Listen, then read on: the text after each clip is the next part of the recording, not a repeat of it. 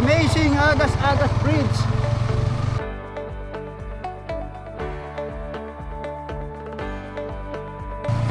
Natawid na natin pinakamataas na tulay sa buong Pilipinas.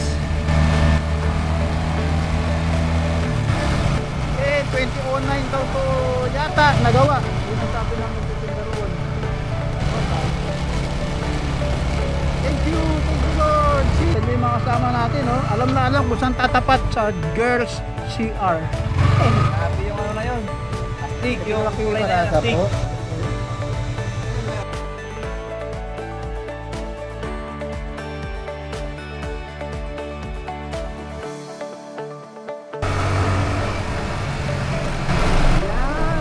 Overtake ka sa akin.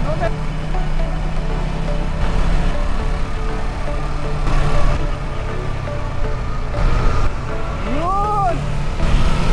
Yun! Yun! Oh, overtake naman ako sa'yo.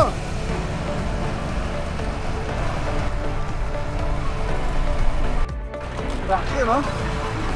Widening kasi yan. Widening ng karsada. Napakagandang view na naman. Mga bundok.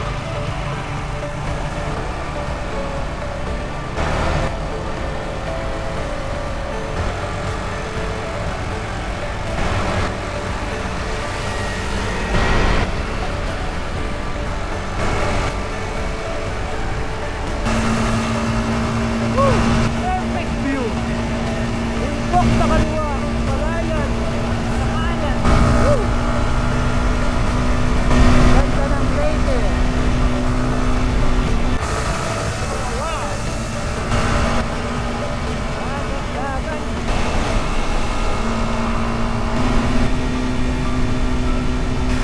Yan, parang man-made forest na yan.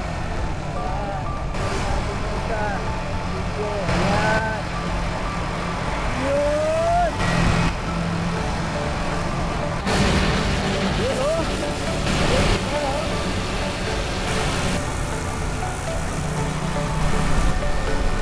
Yan. Mabundok.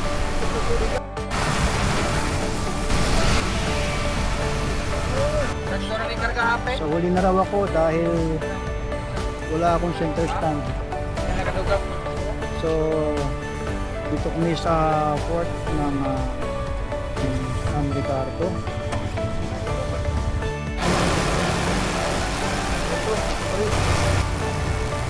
Ito, pinapangako ng Surigao, ang magandang tanawin.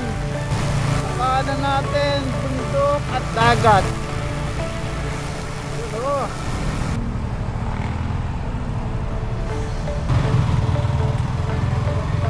Pala, kung kayo dalawang magkasama, na pareho kayong gumamit ng Google Maps, isa ang destination na nilagay nyo pero magkaiba kayo ng direction.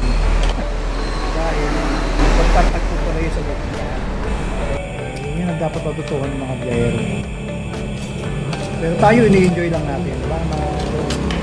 Pero parang mas bayan-bayan yung sa dinayana natin eh.